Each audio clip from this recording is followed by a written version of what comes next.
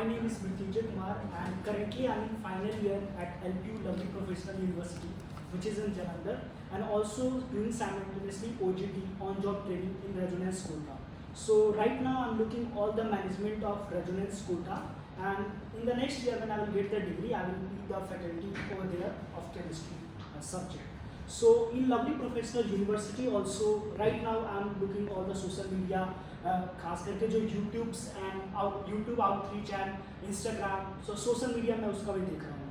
So from the very first year, जब मैं first year में ही आया था, तो फोर्थ क्लास से I was having a 100% scholarship based on my co curricular achievement. Basically I am a national debater, national poet. So class fourth में मैं DAV Koderma में था. Then I studied there for 8 and then I shifted to DAV Bokaro, just because Koderma बहुत ही झारखंड में एक district है जो बहुत ज़्यादा छोटा सा एक डिस्ट्रिक्ट है. So my regional director told me like to shift to a higher city for getting better outreach. Then I transfer to DAV Bokaro which is in Jharkhand, one of the highly मतलब अच्छा डिस्ट्रिक्ट है. तो वहाँ पे भी scholarship थी. फिर मैंने वहाँ पे 9th-10th किया. Then I go to Kota for my IIT preparation. Then also in the very first year मतलब 11th में ही मुझे 70 to 80% स्कॉलरशिप मिल गई थी. मेरी एकेडमिक्स काफ़ी अच्छी थी. And then when I repeated मतलब 12 जब मैंने करा तो वहाँ पे भी 100% स्कॉलरशिप मिल गई थी मुझे वहाँ पे भी, just because I am a very good public speaker. Then मैं LPU मुझे आना पड़ा. उसके पीछे एक रीज़न था.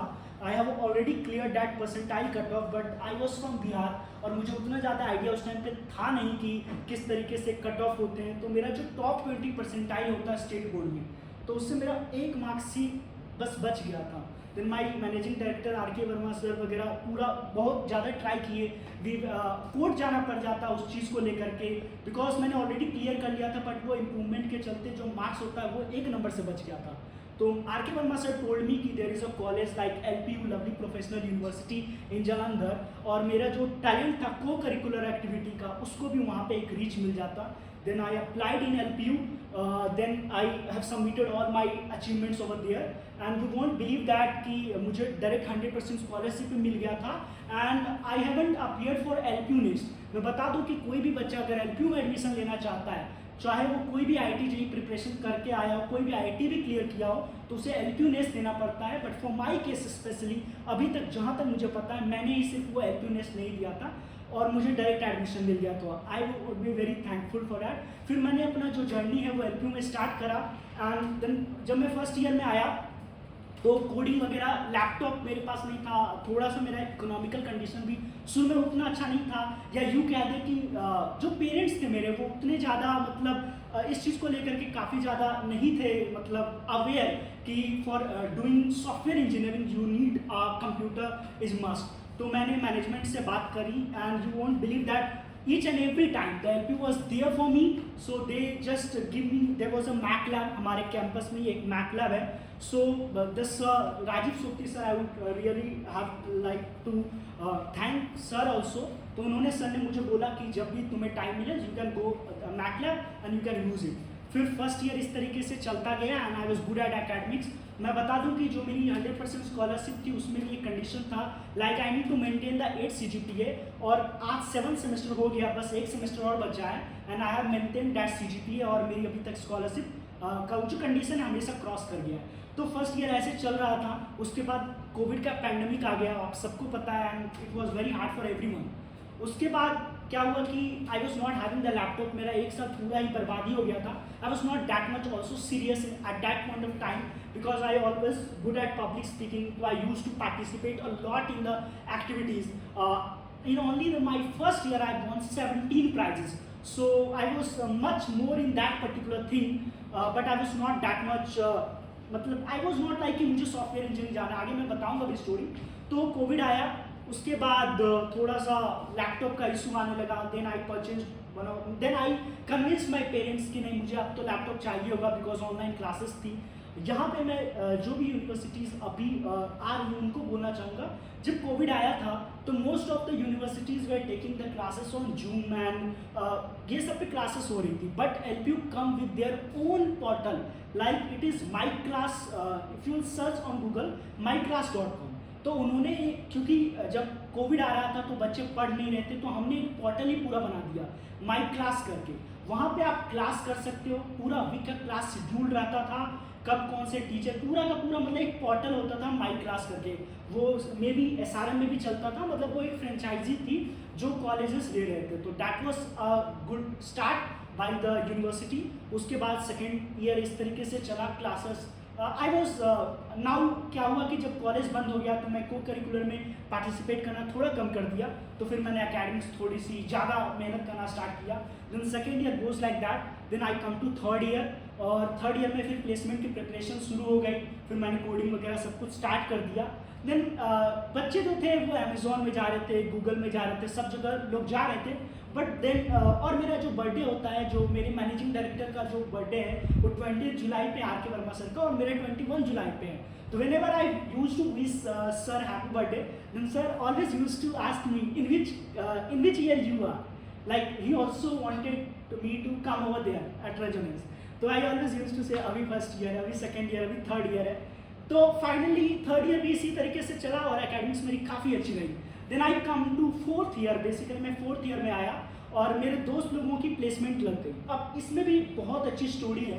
I have cracked one company that was called MEQ software, और उसका सेकेंड राउंड, फर्स्ट राउंड मैंने कंक्वायर कर लिया था, and then I come to second round. जिस दिन मेरा सेकेंड राउंड होने वाला था उसी दिन मुझे रेजोनेंस से ऑफर आया था to come to the like उनको ज्वाइन करने का।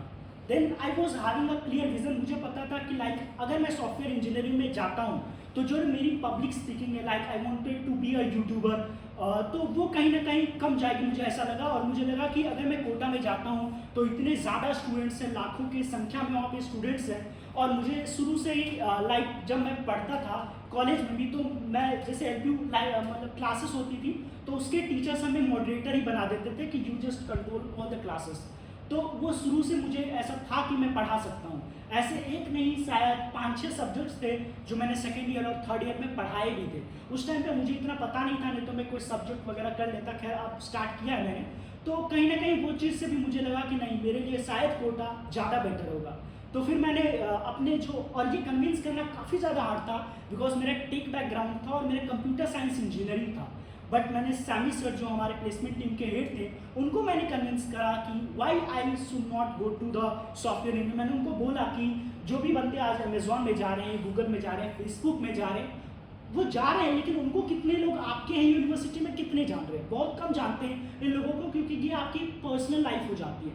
But if you become a public speaker, if you are giving value to someone, because going to a company and working for that company, you are adding the value to that company. But if you are going to Kota and giving value to lakhs of students, you are putting and adding more value to that. तो मुझे वो कहीं ना कहीं था, तो मैंने अपने सर से कन्विंस किया, एंड काफ़ी हार्ड था बहुत सारे लोगों को। और ये ऑफ कैंपस था, मैं बता दूँ मेरे कैंपस में ऑफ कैंपस लेना बहुत ज़्यादा हार्ड होता है, क्योंकि ऑफ कैंपस के लिए जो ऑन कैंपस में ऑलरेडी प्लेसमेंट चल रही है उनसे ज़्यादा आपको चाहिए, तभी आप अलग से जा सकते हैं। नहीं तो मोस्ट ऑफ द टाइम ऐसा लगता है कि आप कॉलेज की पढ़ाई छोड़ करके 1 साल के लिए जाना चाहते हैं तो लोग नहीं जाने देते हैं। बट मैंने कैसे भी करके कन्विंस किया, and then I went there, और फाइनली मुझे सर ने अप्रूव कर दिया। फिर मैंने अभी जून में मैंने आई थिंक रेजोनेंस ज्वाइन किया है। उसके बाद स्टार्टिंग के 1-2 महीने तक मैंने काम करा, अभी मैं मैनेजमेंट ही देख रहा हूँ। Then I thought the process like, मैं मोटिवेशन सेशन हो रहा था and it was like 2000-3000 students were there, और अपन बोल रहे थे ऐसे ही कि कैसे पढ़ना चाहिए, क्या पढ़ना चाहिए, and no one believe that I was going back to the my mess and suddenly 4 or 5 students come and just touch my feet and say, sir. Then I realized that why it was important to come here and not going to the Amazon. If you're working in Amazon, nobody is going to give you respect. It's the money that is there, but it's not the respect that you will get.